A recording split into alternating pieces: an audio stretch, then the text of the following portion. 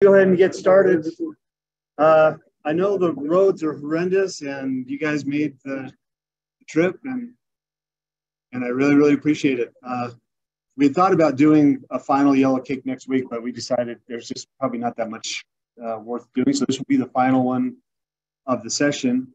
We do have, if you got the agenda, you'll notice there's a YouTube link on there to the Yellowcake Caucus. You can YouTube search Yellowcake Caucus, and the videos are up there. So this is the first time we've recorded those, but Jamie, it's good to have you here. It's good to see you. Is there anybody who's here for the first time? Jack. You can't get away with that anywhere, Jack. Oh, you want to introduce yourself to the room? Okay. Thanks, Jason. I wanted to turn a little bit of time up front over to Theodore, Commissioner Theodore. Before you. Yeah. Yes.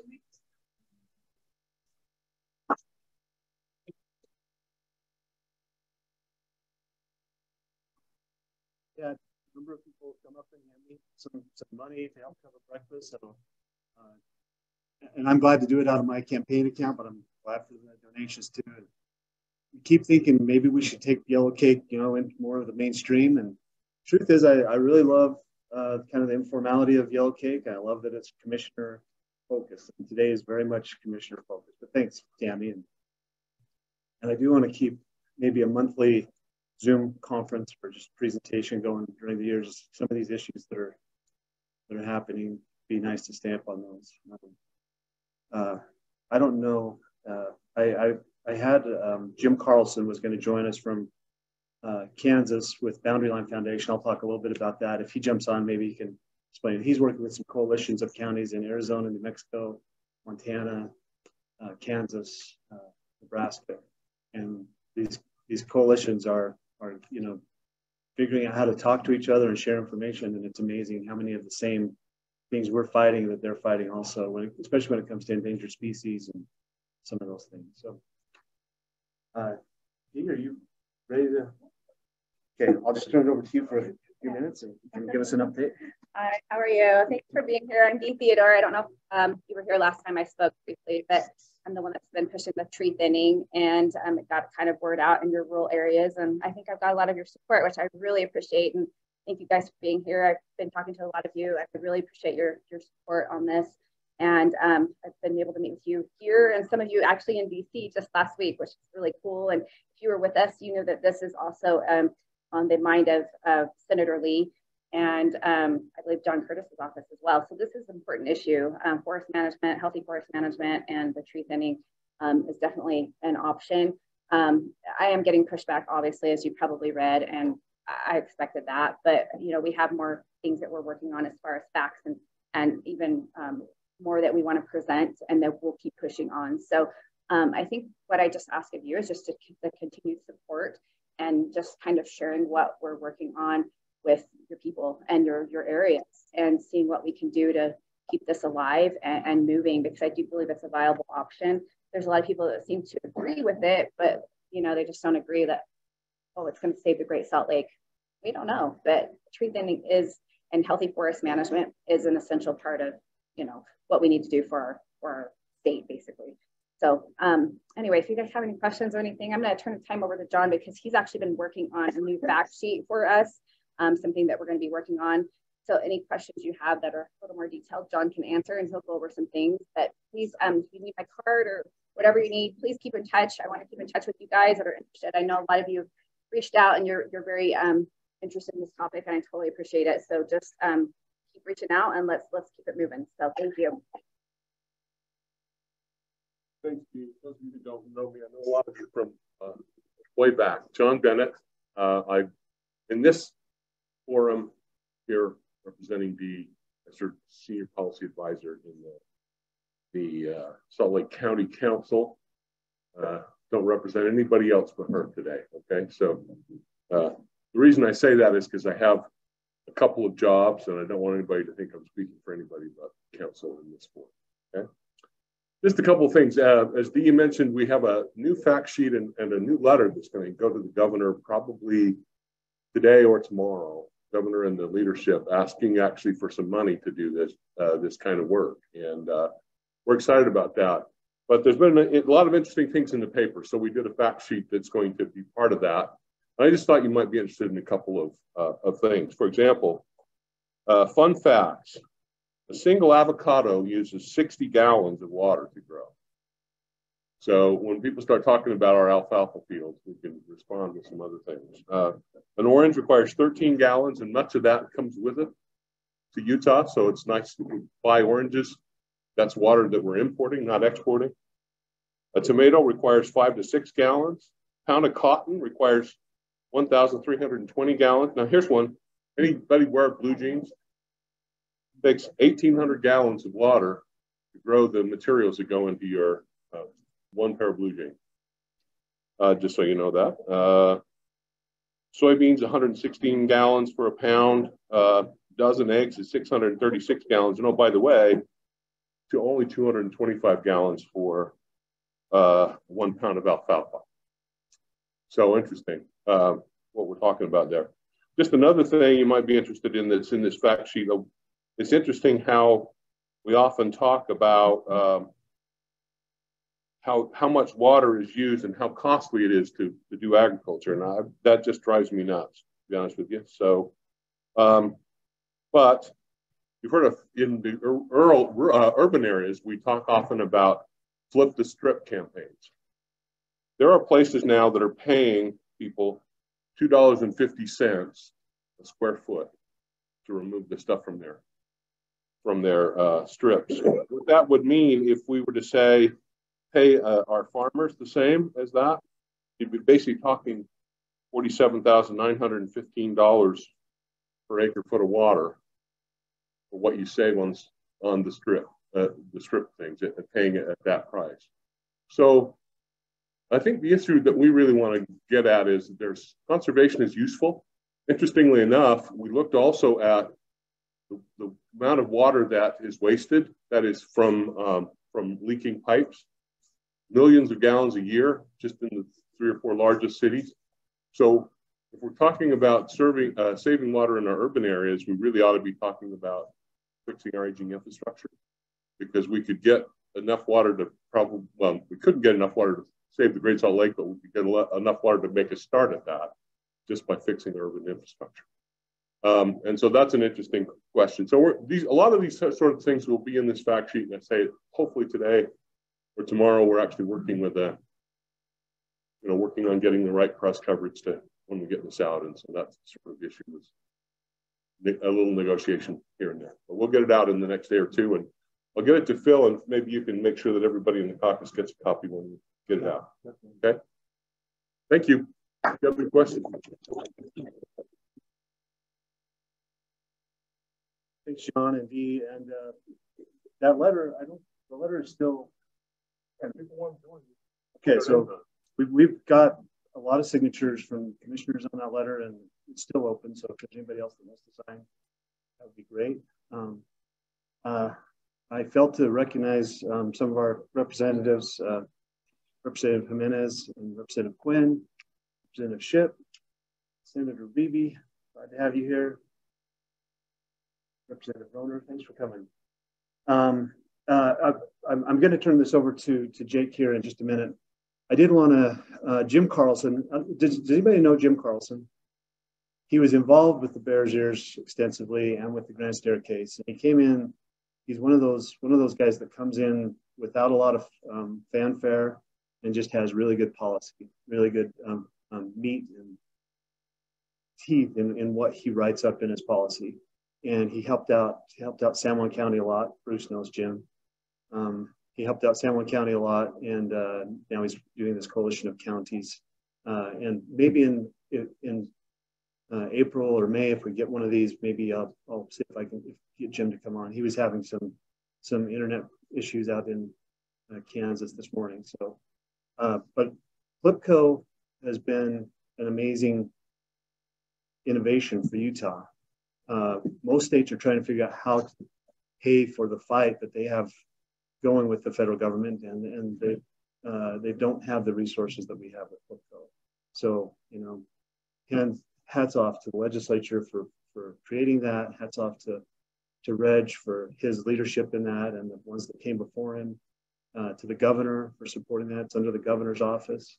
There's a lot of things that we get frustrated about in this space, and sometimes we forget how much has been done to really empower us in the state of Utah to fight these county battles. I've always said with Yellowcake Caucus, especially the knowledge and the passion is at the county level, and all the resources are at the state level, and sometimes those two never meet up. But with Flipco, I feel like we do meet up. A few years ago when I was county commissioner, we were urged to create our county master plans. There was a statewide effort for uniformity. And that was before Reg was with Flipco, and he headed that up and helped us with our master plan, probably most of the counties. And so he's going to talk a little bit about that. When we get these executive orders from the Biden administration, you know, saying that we're going to shut down fossil fuels, whether it happens or not, those people that are investing billions of dollars in infrastructure and plants say, you know, maybe we'll wait and see how this plays out. And so they can shut an industry off with just the threat of an endangered species, or the threat of shutting down fossil fuels or coal. And our job, I feel like in a legislature, is to protect our citizens who depend on energy and understand what they're actually doing from policies at the federal level that are totally agenda driven and politically motivated. So with that, Jake, are you gonna go first, or Reg? Oh, I'm sorry. I am sorry. Thank you, Jake. John, sorry, I'm getting ahead of myself.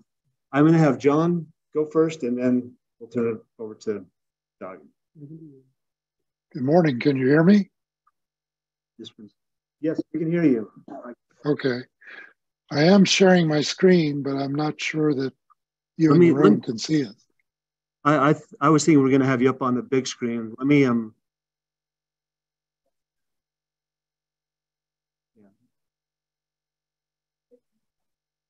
yeah, it's fantastic. Yes. We can't see it on the small screen.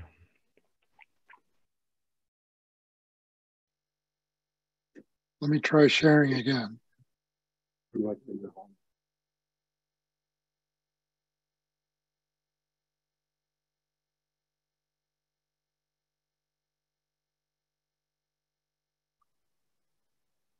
No, worst comes to worst. I know Will's got my slides. It's working. Oh, it's working? All right. It's working. All right, let me go ahead and jump into this because I don't want to cut into Reg's time very much. My name is John Baza. I'm the director of the Division of Oil, Gas, and Mining, and we're the principal regulatory agency for the extractive industries in Utah, which includes both oil, gas, and mining. And I lobbied Representative Lyman for a few minutes to talk to you as a follow-up to what Bill Keach presented a few weeks ago from the Utah Geological Survey. And I guess I was hoping for some equal time, but my background is in petroleum engineering. And so I'm going to be focused entirely on oil and gas. But I'll let you know that mining development is very similar with the concepts I'm going to be talking about. It's just the timeframes are a lot longer. And that's what I've learned since I've been director of the division is oil and gas, you get payouts in a matter of weeks or months, but in mining, sometimes it takes years. And so you just got to expand your time scale when you talk about mining. But that's a lead into the petroleum development side. And let me go to the next slide here. So you're seeing this, I hope, good old Jed Clampett shooting for some food. And let me say that the fundamental role of geoscientists and engineers working for petroleum companies is to lower the risk of exploration and development of petroleum resources. There's always a risk. There's a big business risk. in any kind of extractive industry. And if it were as simple as shooting into the ground and thinking that oil is going to come up, we might all be living in Beverly Hills. But this is a quote from a recent report that I read that in 2020, the success rate of drilled onshore wildcat wells plummeted to an all-time low of just over 10%. That means only 1 in 10 wells was actually a discovery. That's a lot of risk when you think about it. That means you'll lose 9 out of 10 times. So it's a risky industry, and it requires a lot of care and attention and preparation to manage that risk. I've often told people that the petroleum industry is not for those who are weak of wallet. So, excuse me. The success rate that we're talking about here is after some of the biggest and smartest companies in the business have invested huge amounts of money in trying to lower these risks. So let me talk a minute about the phases of petroleum development. So the first phase is develop a concept or an idea that suggests that productive oil and gas might be locatable. This is where the data and the science that the UGS provides can be very beneficial. I know that many geologists and engineers will look at the reports that UGS puts out or look at the statistics that the Division of Oil, Gas, and Mining develops, and that's where they're trying to lower their risk. So they're trying to find places where the oil and gas might be. And obviously the most reasonable place is where it's already been found. For example, the Uinta Basin. If you move into the second phase, after you develop an idea of where you might find oil and gas, you've got to do some preliminary exploration. This includes geophysical means. These are some of those seismic trucks you see operating in various parts of Utah. You'll use other things like surveying, mapping, sampling of materials, 3D visualization. I know that Bill is well aware of the concept of actually putting on 3D glasses and entering a room where you can see the geological formations that you're hoping to find the oil and gas in. All of this is with a goal of minimizing risk again. The third phase is you have to do some drilling. The only way to know what's underground is to actually drill a hole and look for it. And obviously drilling has some risk of making an actual discovery. I mean, the statistic I gave you a minute ago, 10%. So you're going to bear some risk even after you decide that you're actually going to drill for something. Finally, if you do make a discovery, phase 4 is drilling for commercial development. And that's extending producible fields and infill drilling to develop resources that you're pretty sure is already there. But even then, the mechanics of doing that is so sketchy sometimes that there's still a risk in infill drilling. This is an example of some of the wells that we deal with in the Uinta Basin. These are horizontal laterals that are being drilled now that are drilling horizontally into a formation as much as 2 miles. And these are at depths ranging anywhere from 12,000 to 14,000 feet. The completed cost for one of these individual wells can be as much as $10 million. And that's a huge investment. And then when you think about it, companies are drilling these wells in packages of 8 to 20 wells in a single drilling unit. For the wells that we monitor in the Uinta Basin, a drilling unit is probably one section of land. So in 640 acres, they're trying to drill as many as 8 to 20 of these horizontal laterals. Well, think about it, $10 million a well, trying to drill 20 of them, that's a huge investment. And obviously you're going to try to do things that are going to increase your chances of finding oil and gas.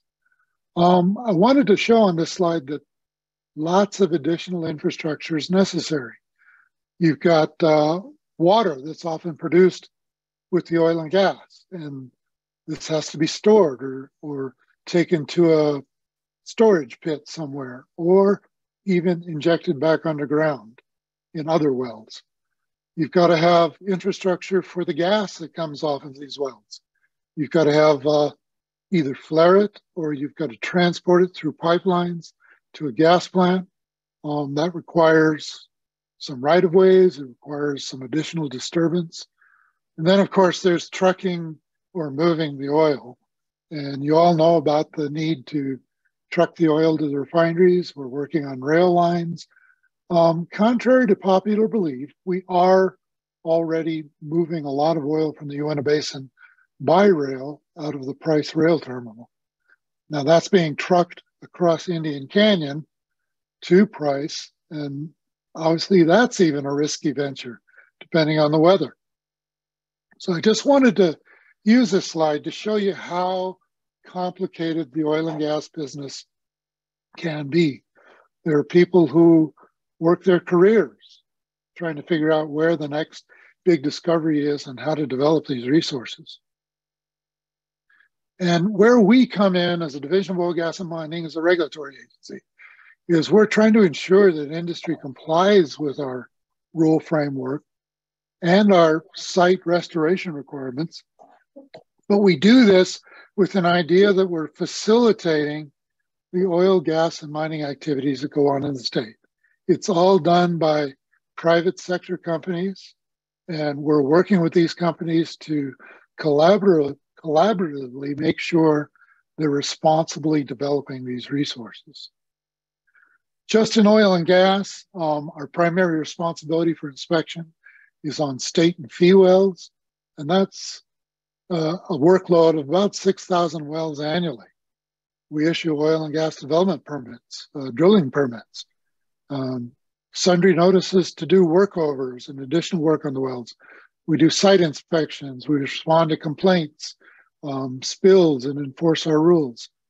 And then one element that we do that we can go into in future in a lot of detail, but that's our shut-in and orphan well programs. This is really my last slide. I am a big fan of this Yellowcake Caucus. I really, truly believe that government and some of the things that are happening on the ground need to be coordinated at the local level. And this is an example of a meeting we've been holding quarterly out in the Uinta Basin. We work with both Uinta County and Duchesne County, and these meetings are held in the Duchesne Events Center. I would invite any one of you to attend. The next meeting scheduled for April 13th. You'll be able to watch it on YouTube. We try to stream it out that way. We try to cover a range of issues that are pertinent to oil and gas development in the Uinta Basin. I would encourage your attendance at these, but I frankly would like to work with Representative Lyman, and as he expands the Yellowcake Caucus to a more frequent activity, we'd like to have some of these same presentations given for that. So again, I can't speak strongly enough about the need to work with local government at a local level and have meetings like the collaborative meeting to make sure that we are doing the things we need to do at the state. So that's all I had to say. That's a quick rundown. I didn't want to cut into anyone else's time, but thanks, and I appreciate all of you, and I hope that I'll be there again soon. Thanks, Phil. Thank you, John. I don't know if that shows my screen. I don't know if they can see my screen on it. You know, if they can see this. Okay. Not that screen. This. If they can see me. Anyway, I'm going to just turn it right over to Reg. And thank you so much, John. Thanks, Representative Lyman. It's great to be here with you this morning and talk a little bit about Flipco. For those of you that are new, PLPCO is the Public Lands Policy Coordinating Office. So now you know why we just call it PLPCO. It's a mouthful. I want to give just a little bit of history on PLPCO. And it was started about 20 plus years ago, well, longer than that, 30 plus years ago, under the Levitt administration. And what was happening is state agencies were writing letters to our federal partners when we have projects going on, or there were disagreements between the agencies about what should happen on projects. So there was a process called the Resource Development Coordinating Committee that was first started. And that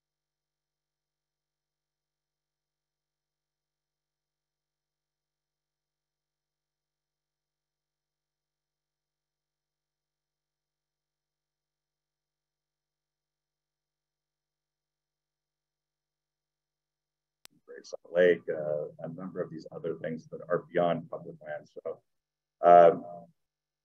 what we were set up to do is to coordinate with all of our sister agencies across the state, whether it be anything in the physical resources, but we also deal with Governor's Office of Economic Opportunity. As you know, public lands bring in a lot of revenue from the state of Utah.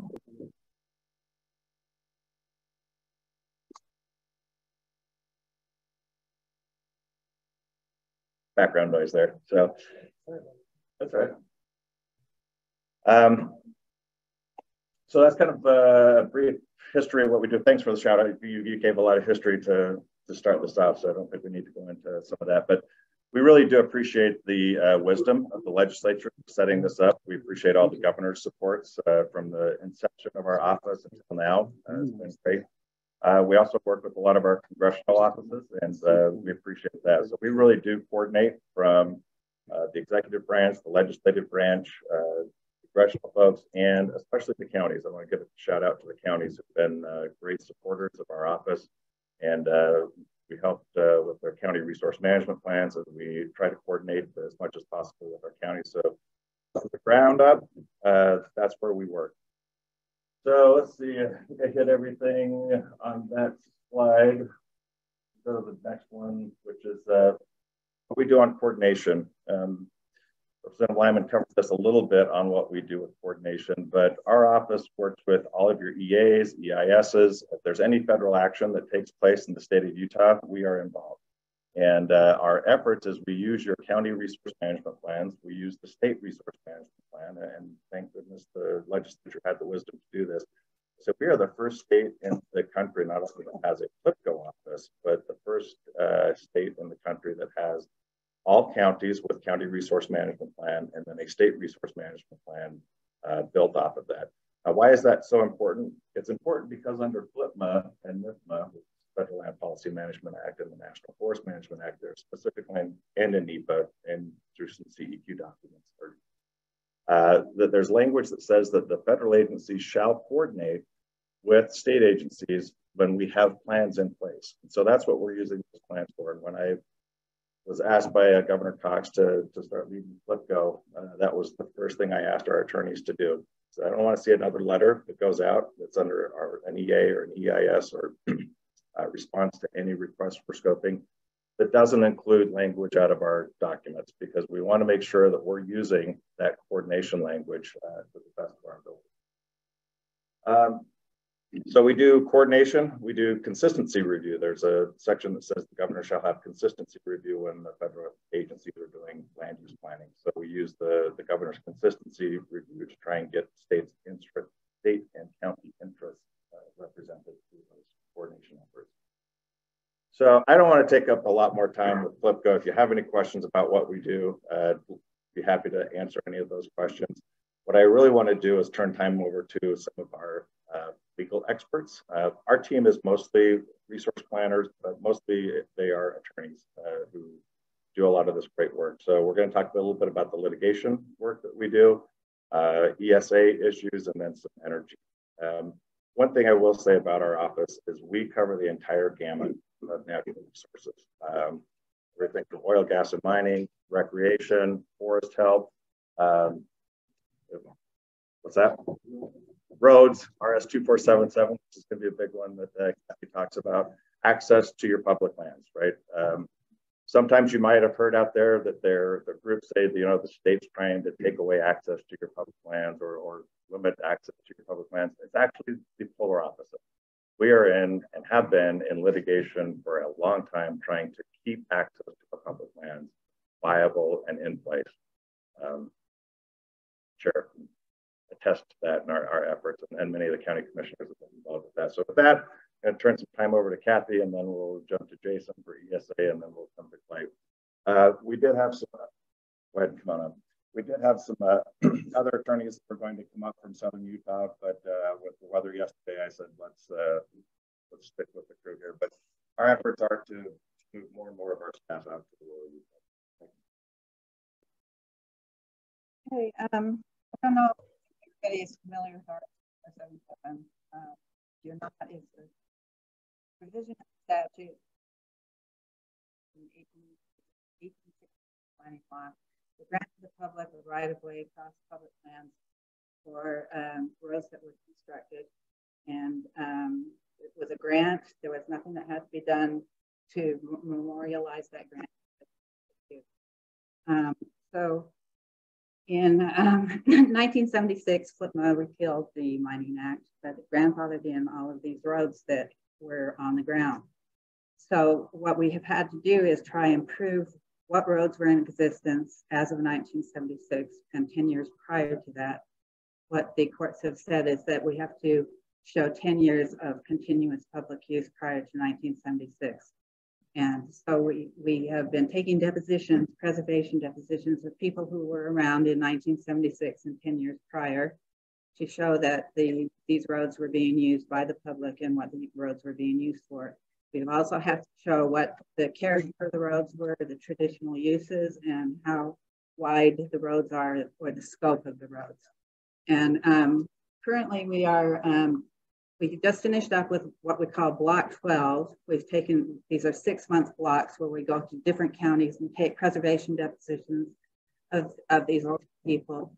And Block 12 got kind of interrupted by COVID, so half of it was in 2020 and half of it was in 2022. And we did 6 counties in that block. We've now moved on to Block 13. We're focusing solely on San Juan County because San Juan County is so big and it has over 1,200 roads that we need to prove. We just hired a new attorney in San Juan County, or who lives in San Juan County, Kendall Laws, who used to be the former San Juan County attorney. And he has rounded up a number of witnesses for us to take out on the roads and to take their depositions. I talked to him yesterday and he said he has approximately 60 people for us to take depositions of. Because of the weather, we are limited on going out and traveling with these people and actually going out on the roads to refresh their recollection about what they did and whether they were actually on the roads. And so we are going to start our depositions at the end of May and then continue with them through July and August of this year. So that's where we are on the deposition. In last year, we had our 4th venture with the bird trail, where SUA challenged BLM approval of the Garfield County chip sealing 7 miles of roads that was east of Capitol Reef. BLM gave the approval on a Friday. Garfield County chip sealed the road on the weekend, and SUA filed suit on Monday. But they were too late. The road was already chip sealed. But so then they wanted, in the litigation, they wanted the chip seal ripped up, which would have caused more environmental damage than the chip seal going in. So SUA's argument in that case for the 4th time. Now we have had the bird trail recognized as implicitly as an RS-2477 4 different times, but SUA has now argued that it can't be recognized as an RS-2477 unless a court has actually adjudicated title. And that has not yet been adjudicated, even though the 10th Circuit has recognized it in a case saying that everybody recognizes it as an RS-2477 right away. So in this case, in the bird trail case, the lower court said that that the BLM could recognize an RS-2477 for its own purposes and its planning, and so it couldn't object to BLM using it for its own planning purposes. It went up on appeal, and the 10th Circuit affirmed that. So once again, we've prevailed on the bird trail. We went to trial in December for a 3-day trial on the scope of 3 roads in King County: the Scootnapaw Road, the Swallow Park Road, and the North Swag Road. This was solely on the issue of scope. We had previously prevailed in trial in 2015, thank you, where we had won title to a number of roads, went up to the 10th Circuit. 10th Circuit said that there wasn't any jurisdiction because there was no case or controversy on some of the roads, but it recognized the title in these 3 roads and sent it back for a determination of scope. So in December, we went to trial on scope, and we are in the process of post-trial briefing on that, and we'll be arguing that probably this year. Scope is the width and the purposes of the road. It's inherently an issue. You can't really distinguish between title and scope because they're basically the same thing. But the 10th Circuit has said that SUA can participate in the Bald Knoll trial as to the width of the road and the scope of the road, but not as to title. And so SUA has also filed a motion to intervene in the other litigation, what we call the bellwether litigation, where we're litigating 15 roads in King County. And Judge Waddups has refused to let SUA participate in that litigation because he said that we're only dealing with issues of title. So it's a very narrow distinction, probably not a distinction, but at least it keeps SUA out of the bellwether trial. So we're briefing in the Bald Knoll trial. So then we'll move on to the bellwether trial, which is the 15 roads in King County that the court, of their own action, said we cannot try all of these roads. It's just impossible. So we picked 15 roads that would exemplify certain issues that are still pending, like statute of limitations, dispute as to title, federal construction, permissive use versus adverse use. So we have roads that would exemplify all of these different issues. And we went to trial in February, a month trial in February of 2020, right before the pandemic. We did a briefing, post-trial briefing, court shut down, and we're just now getting back on schedule. In the interim, we have added the House Rock Road in Kane County and the Hole in the Rock Road in Garfield County to the bellwether litigation because both of these roads require some repair, significant repair, and BLM has refused to allow this repair because they want a Title V to be taken. And so we got the court to add these roads to the bellwether litigation.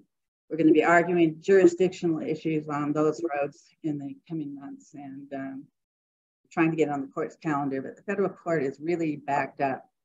During the COVID, they didn't have any in-person hearings. They only had criminal hearings that they would schedule online. So now everybody's trying to get their court dates lined up. And so we anticipate hearing, getting a hearing on our bellwether issues in sometime this year. Do you have any questions? It's a very quick overview. Yes.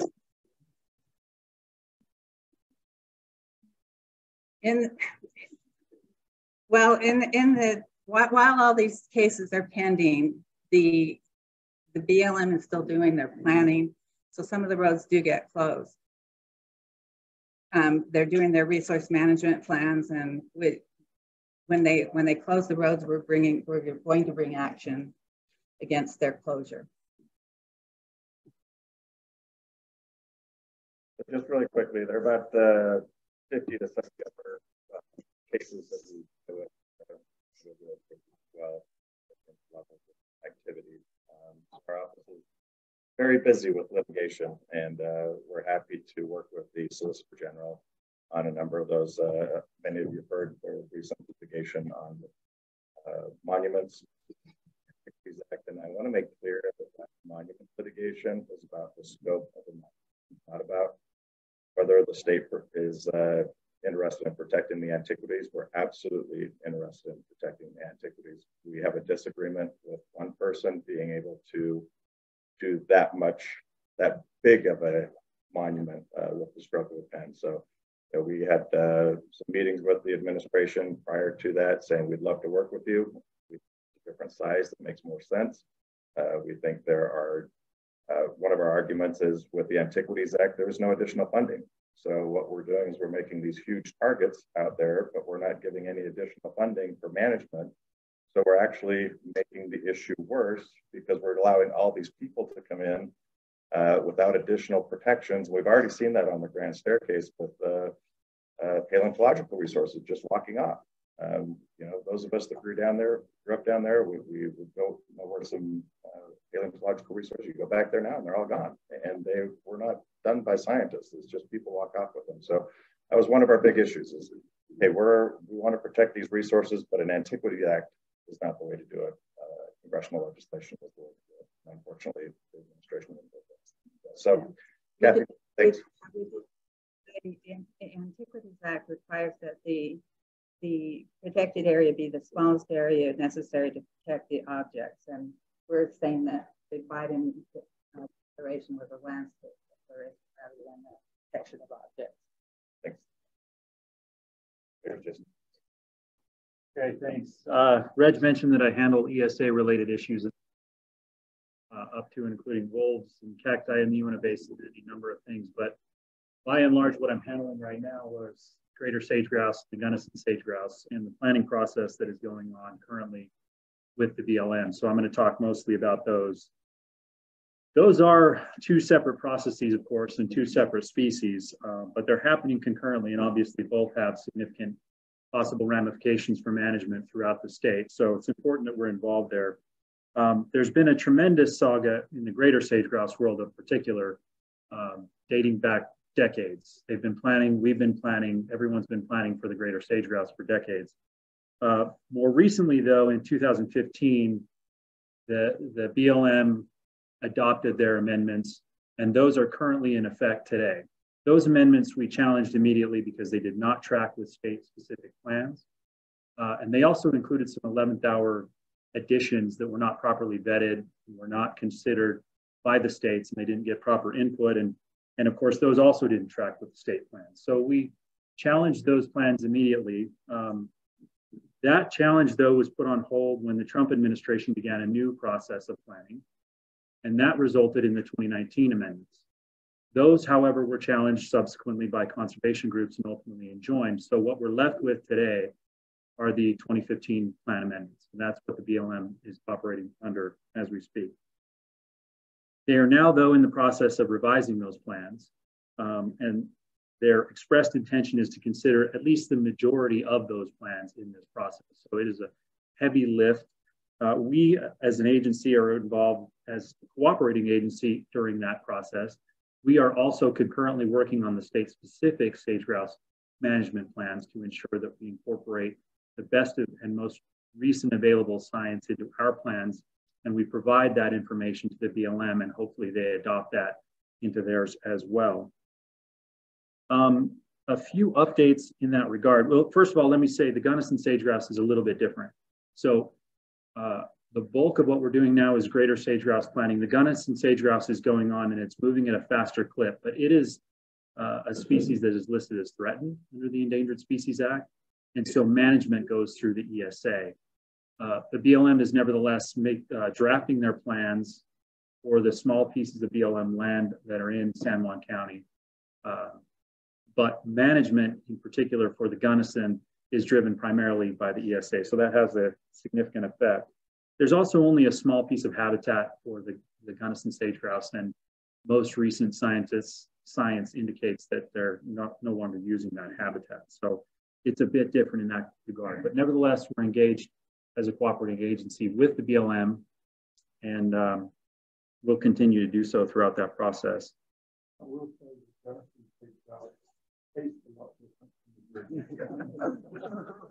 Yeah, different stage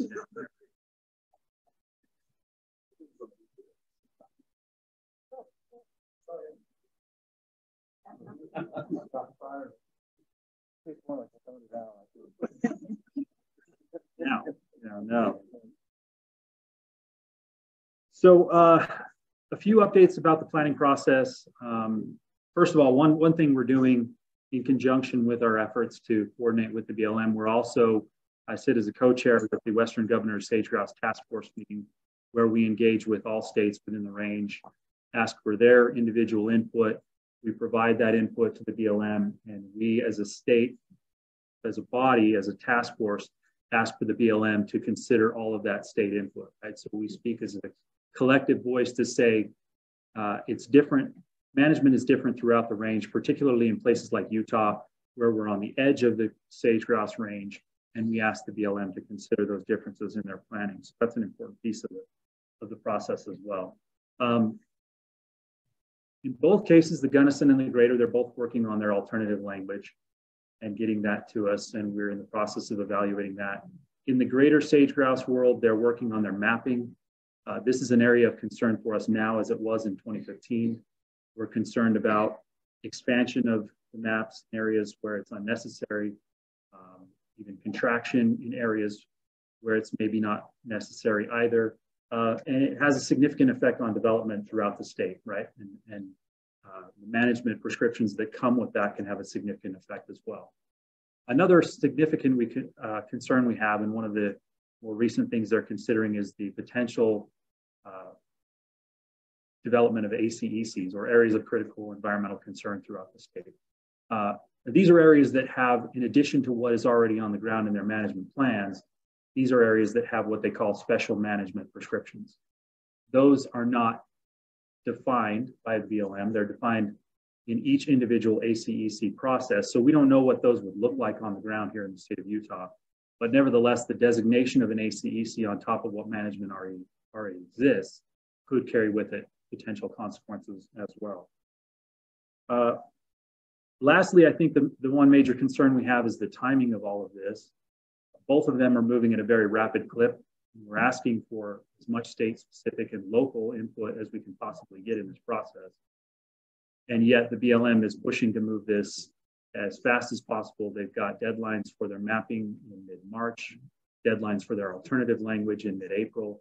So the plan is moving rather rapidly in both the Gunnison and the Greater sage grouse world, which is of concern for us because, as I said, in 2015, there were 11th hour changes that weren't properly vetted. And we're hoping to avoid that. We're hoping to provide input where we can, and we remind them constantly that we need time for this process to work and for local input to be considered. So those are the high level updates for what's going on in the sage grouse world. If we have time, I'll be happy to take some questions.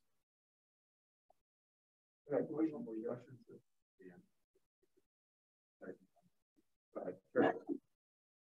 Just want to know the relation to the resource management plans. Are they coordinating in relation to those? Is that being brought up? Are they respecting those at all? We ask for them to coordinate, consider them in every aspect. And we, of course, consider those with the state plan as well. The county plans factor into our consideration for the state specific. You're asking, are they coordinating? Are they doing much with that? I think so, to the extent they can, right? I think on a local level they do. I think where it becomes problematic is on a larger scale, and that's where timing comes in. Because I think that they being the local BLM are willing to work with us and willing to consider some of these local resource plans. When it comes on a federal level, though, that's when timing issues come in. If they don't have time to consider it, whether or not it gets input. Yes and no. Locally, they're doing a much better job of coordinating with us. They're doing the freeze on rule right now. We've got less access to north because they thought that was the rule. But rules, as you know, are how land use plans are based on. So it was disingenuous to tell them that they're not going to put any on the state rules. We're fighting back on that, and we do probably. And that creates the case for not doing the consistency reviews. Right. Without it, then we'll end up. Luckily, you know, we have some good people on local that when it gets up to mid-level and we see them, not so much. That's going to improve the work of the plans as it goes up. So thank you. Thanks. Thank you. Okay, so I'm going to talk to you about the methane rule, the two rules coming down the pipe. And I'm going to go pretty quick because most of you have some places to be here at 8. So would you go to the next slide, Jake? We do have the room for a while. Okay. So feel free to, if you go a little bit over, yeah, people get up and leave, it doesn't mean you have to wrap it up. You can't leave. This is my old boss, so I'm going to get Okay. I'm Clay Crozier, formerly of Senator Romney's office, intern for Representative Ivory, and now I'm an attorney. Yeah, now I'm an attorney for Plitco, and I cover the Uinta Basin, Carbon, Emery, Wasatch, and Utah counties. So that leads me to why I'm so involved in energy issues. I just started about a month and a half ago, so if I botch something, we've got a lot of exceptional professionals in the room who can clean something up for me. So there are two rules coming down the pipe right now that essentially do the same thing, and that's regulating methane. The EPA is doing it under the guise of regulating particulate matter and volatile organic compounds.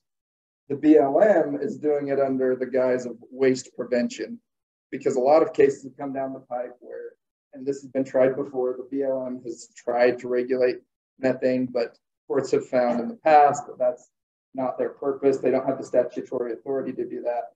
The EPA is the clear agency that's supposed to be regulating air quality. The EPA's new rule will establish stricter requirements for new and reconstructed sources when it comes to methane. It'll have heavier regulation of leaks, establish a program for super emitter events such as, pipeline leaks or major events where a lot of methane is released into the atmosphere. It gives new timeline updates for existing sources to become compliant with the new rule. And then, all of this question, does the EPA have the authority to do this? And the state wrote a really long comment letter. One of our letters, the EPA letter was 45 pages long. The BLM letter was 90 pages. And if any of you are interested in reading those, I'll send them out. I can get them to Representative Lyman's intern and send those out to you. But, we asked in our letter, does the EPA have the authority to do this? Because just a couple of years ago, in West Virginia versus EPA, the EPA tried to regulate carbon dioxide, and the Supreme Court came back and said, well, no, that's a major question, and Celeste can give you all the factors to what a major question is. And so, the EPA doesn't have the authority to do that, and it was under the same provision that they're using to regulate methane. So, and by the way, industry, I wish Ricky wouldn't have left yet, but industry has said that this rule alone will cost the industry about $67 million. So it's going to be a big deal. We're all paying high natural gas prices now, and those will continue to, it'll be harder to continue to do business. The BLM, like I said, they've tried to do this before. So we wrote a long letter explaining, okay, the industry is already doing X, Y, and Z to address methane leaks and, greenhouse gases, but ultimately they're just trying to do waste prevention, and by what they consider waste is flaring and venting and leaks. And so these rules are things that the state has a critical interest in. It's going to make it a lot harder to do business and to keep having clean natural gas available. And so, yeah, those are essentially the two rules coming down the pipe. They're in the public comment stage right now. And our comments are, for those of you who may not know, we write these comments so that we can prepare ourselves for future lawsuits. If you don't get your comments in, and if you don't comment on the right things, you've waived your right for appeals in the IBLA and for to administrative law judges and ultimately to district court. So we got our letters in, and I'd be happy to share them with you, but that's the essence of the methane rules. Could we go to, I don't know, do you want to talk about Wells Draw? I just threw that in there so that we had an example of this is, you know, PLPCO often helps counties keep their rights on roads, and Duchesne County right now is in the process of paving Wells Draw Road and straightening the realignment. You can see here the green road is the original path. The pink one is the new Wells Draw Road they're proposing. The county's trying to also get a Title V right away on it. And all it really does is connect Duchesne County to 9 Mile Canyon, which is on the Carbon County side. And opponents of the rule have said it'll be a hydrocarbon highway. That's just not true. For any of you who have driven this road to see 9 Mile Canyon, there are a lot of low water crossings. You can get tankers through there unless it was an absolute emergency. Plus it adds an hour on your drive rather than just going around over Indian Canyon into Price to the Wellington side. And so, yeah, the state commented on that. Oh, and that's me and my family. We went up Wells Draw Road and saw some of the amazing petroglyphs. John Wesley Powell said it was nature's longest art gallery. And so if you've never been there, it's really awesome. But we just want to create better access for the counties and the local residents in the areas. That's what we're trying to do. Is that like Price around Wellington? Yeah. Well, yeah, you get off at the Wellington, the Miller's Travel stop there, that turn right there, and you can take that north all the way to Mighton. But right now, there's about 4 miles that are unpaved, and the states can't come in and trying to help the county get their road done. Yeah, Gate Canyon, Wells Draw. Yep. So one of the things that some of you may not know is we actually do have an archaeologist on staff who wanted to license him. So the state works in conjunction with Historical Preservation Office, and it's a great addition to our office. That's part of our code is to do that work. So we often have Chris take a look at all these projects and make sure that we're not impacting archaeological resources, or if there is a potential impact that we're aware of it, comment, and avoid, minimize, or mitigate those archaeological resources. So we take that charge very seriously, and we try to do everything we can to protect those resources. At the same time, like this project here, that actually gives access for a lot more people to enjoy those resources and to get out there and see them, but we also need to have the proper protections around them. Which is one of the things we argue out in Bear Series is, you know, we have tens of thousands, hundreds of thousands of archaeological resources, but there's no barriers to them. People have already seen the basement and things like that. So part of why we are mitigating.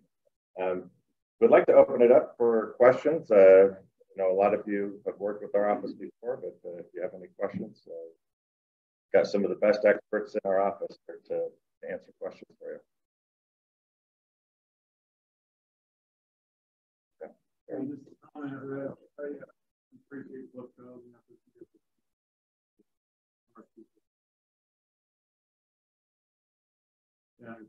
I've had the pleasure of driving about thousands of miles now, probably with Kathy in my ATV. With me drifting the curves and whatnot. She puts speed tolerance by driving pretty well, but I just appreciate the passion. It's become kind of a personal interest, I think, more than just a job for a lot of your folks in your office.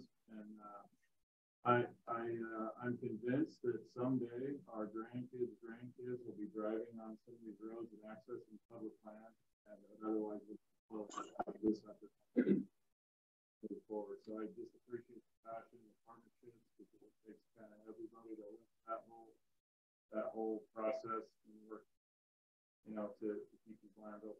Thank you. Thank you. I appreciate that. And I was going to mention on the RS-2477 effort, Kathy and Tony have been involved for a long time on some legislation that could also solve this issue. So while we will continue absolutely with the litigation side of it, We have also been working on the legislative side, which has to go through Congress. A heavy lift that is. It's almost like going through the federal court system. So either way, it's a heavy lift, but we'll continue down both paths, and we don't care how it gets solved. We just want to make sure that the state has an interest in those roads, so that we can make sure that those roads stay open. Because as we go through, one of the things I didn't mention, or our team didn't mention, is the travel management planning that we do, which takes up a lot of time, which is also, I can say, please keep supporting Flipco, because we need all the attorneys that we can get to do all this good work for the state of Utah.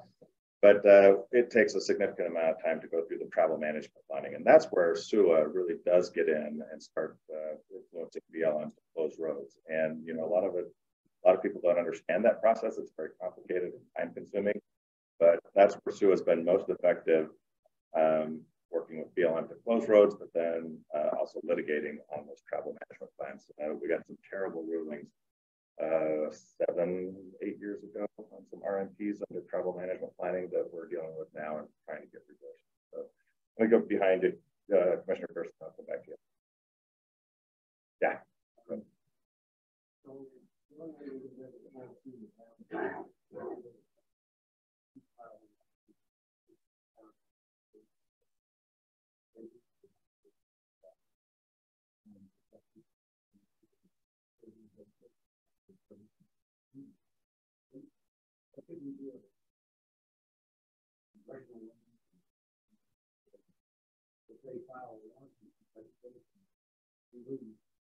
Well, it's funny that Celeste just ran out the back door when we had this question, but hey, she came back, so I got to give her kudos for that.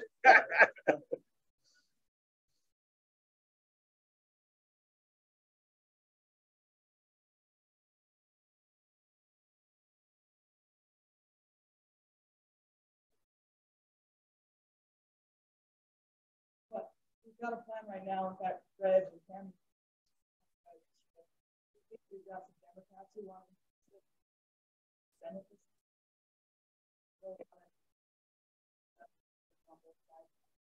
And I think we've got a long shot. I don't want to give people too much hope, but I think we've got the best shot of actually getting this down that we know.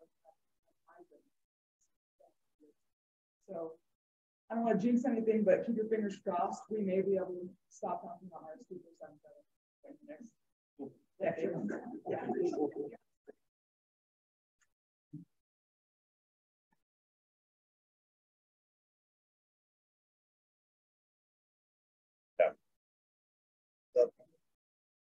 So the thing with EJA, remember, never articulated that we should get rid of EJA, because EJA was set up for veterans and for veterans to get disabilities and things like that. Well, that was the impetus behind it.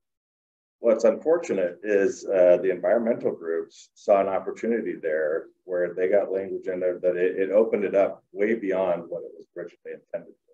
And that's where all these environmental groups get, you know, $1,000 an hour through EJA to keep those lawsuits going. And the reform we need is for special interest groups to no longer be paid out through EJA. But we've got to protect it for our veterans and others who have a valid claim against the federal government. You know, there's mom and pop shops out there that sometimes need to litigate. They need those attorney fees back, but we've got to get some language or an adjustment in EJA that does not allow these well-funded environmental groups to keep litigating. So just remember, when we're talking EJA, articulate it accordingly. Yeah. Kathy, you mentioned permissive versus adverse use. Was that the term you used? And I think I understand adverse possession rule, but can you explain kind of the difference on R Super 7, the permissive versus adverse?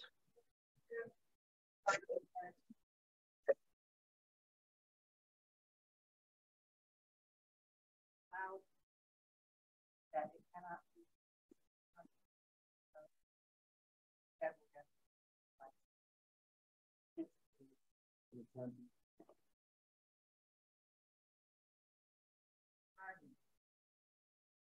I don't agree.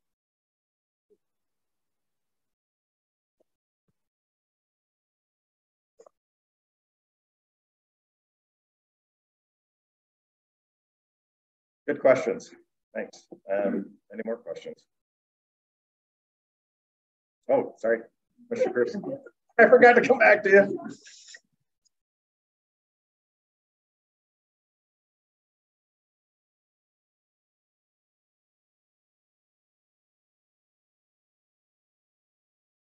Battles that we've had in the state. Those kind of issues solved. But right now, this travel management that you were talking about is huge. We've got the state to recognize that high desert trail, and you know, our legislators that are in the know what kind of a heavy lift that was, and they put $1 million into that last year to fund that trail, and now we're getting stalled out with BLM because SUA, of course, is fighting us in Washington County, and so they're now stalled that whole trail system out to get it done. So it's a big deal. You and I need to talk with our good friend Greg Sheehan and see where we go. And I got to give a shout out to Jacob.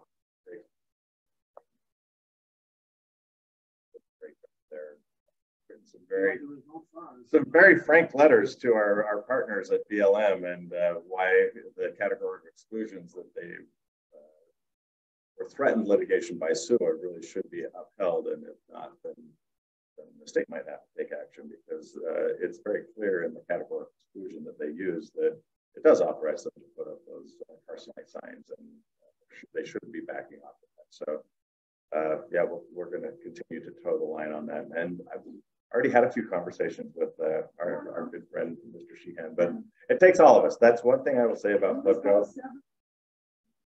Yeah, it takes all of us. I need every county, I need every state agency, I need our congressional staff often to all coordinate with us and be on the same page. And kudos to us, we 99.9% of the time are there. And I got to say thanks for everybody from DEQ to Department of Agriculture, DNR, counties, everybody. Most of the time we get on the same page and are able to pull, which helps us get through these muddy, deep holes that we sometimes find ourselves in. So, Jack?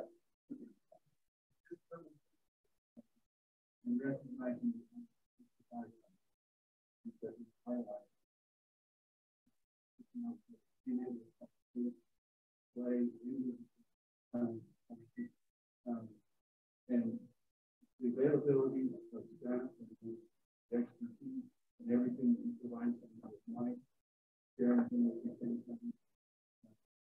I know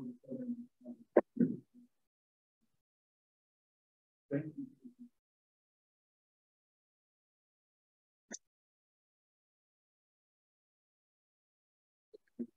Thanks, appreciate that. I could touch on just two more subjects that we haven't had pretty much about it. Forest health. You know, we've been working on forest health for a long time. My group's going to laugh at me because I always go into this, but you know, 100 years of fire suppression have put us in a really bad area when it comes to forest health. And so our office has been key in doing that. We have the Ridgeline to Shoreline initiative, which is everything from the mountaintop to the shorelines and, you know, the tamarins and marshmallows, et cetera. Could use your support on that. Councilman Theadore, we appreciate your efforts on that, and I agree with what you're doing. Personally, my family's been pushing this for about 60-some years.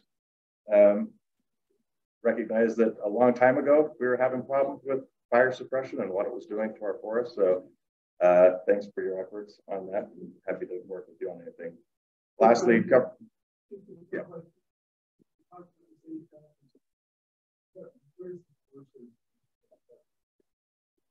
So good question. When we were back, they're already working with BLM, but Jason and I were in a meeting back there in DC 2 weeks ago. We had Forest Service, BLM, Fish and Wildlife Service, USDA. I think that was all, and then all the states, right, were represented there. And one of the frustrations I had is we just kept talking about habitat and what we're doing on habitat. I was like, I get it. I get that the birds have to have habitat and we have to have that be part of our focus. But you have USDA, that's APHIS. You have Fish and Wildlife Service, that's Migratory Bird Act, and the issues we have with ravens that are predating on all these eggs and on the chicks. I said, why aren't you guys talking about all the issues that affect sage-grouse? Why are you just focused on habitat? So to her credit, Tracy Stone Manning and Nada Culver both, I saw them write it down that they need to, do so. And I suggested, why don't you guys do an interagency memo or MOU that talks about predation, that talks about getting APHIS on the ground to do some predator control for these, and look at it holistically instead of just the narrow mind of habitat. So they took some notes. 2 days later, I was with NACO, and that's when Tracy Stone Manning said, yeah, we're looking at an interagency MOU to deal with all of the impacts to sage-grouse. So I'll take these small victories right now, wherever we can get them, but I do think that was a small victory that I think hopefully they're going to start looking at that more holistically. So we'll see where it goes, but that's all right. We're fighting a good fight everywhere we can right now. We're just playing a lot of defense, but Department of Ag, I wanted to give Department of Ag a shout out as well. Been great partners with Flipco. Much of our agriculture is grazing in the state of Utah. Much of our grazing occurs on public lands, and they've been a great partner to work with us on all those issues, provide us economic impact. Troy and his team and Kelly and Craig, they just do a phenomenal job coordinating with us, and Connor, who's in their office, helping us write policy letters. So I just want to give a shout out to Department of Ag too, and all the other agencies. DEQ has been good to work with as well. So there. Well,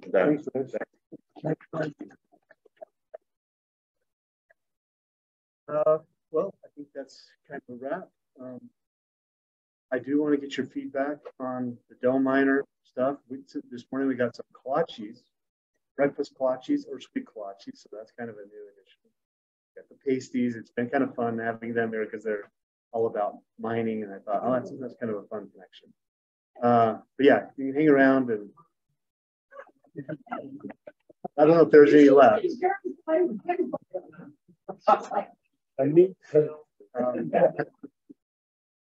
That's what they're called.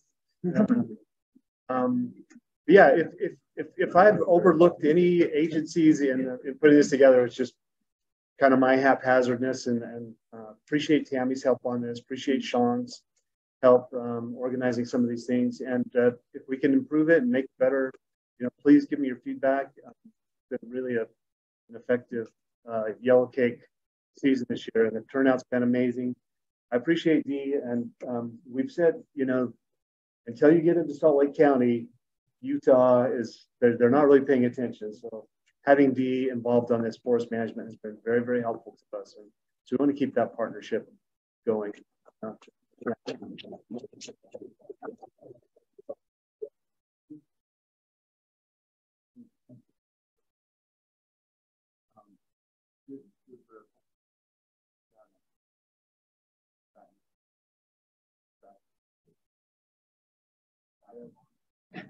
Okay. Yeah, the trip came out.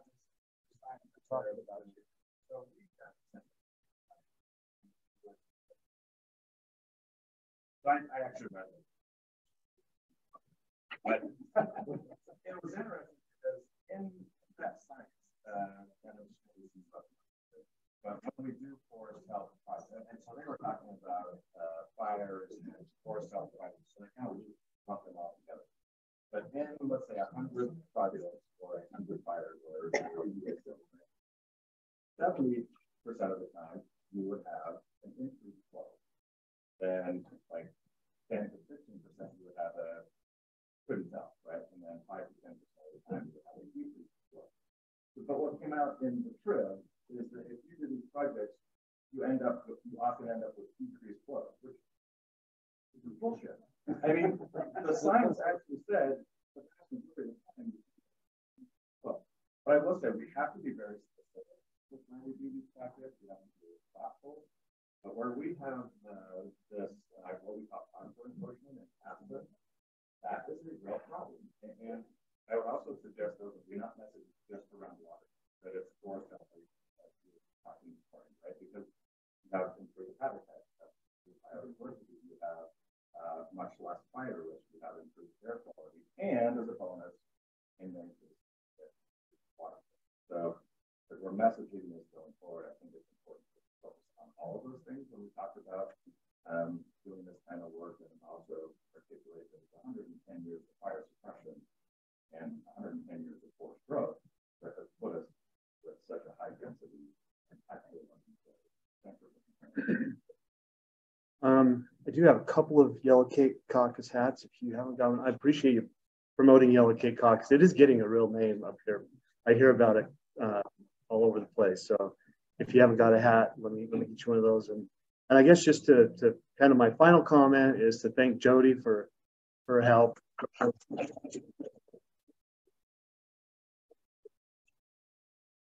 always said, if anyone that knows me, my status goes up many-fold if Jody's with me than if I'm by myself. So she validates me a lot. So anyway, I think with that, we'll call it a wrap. Thank you. Thank you.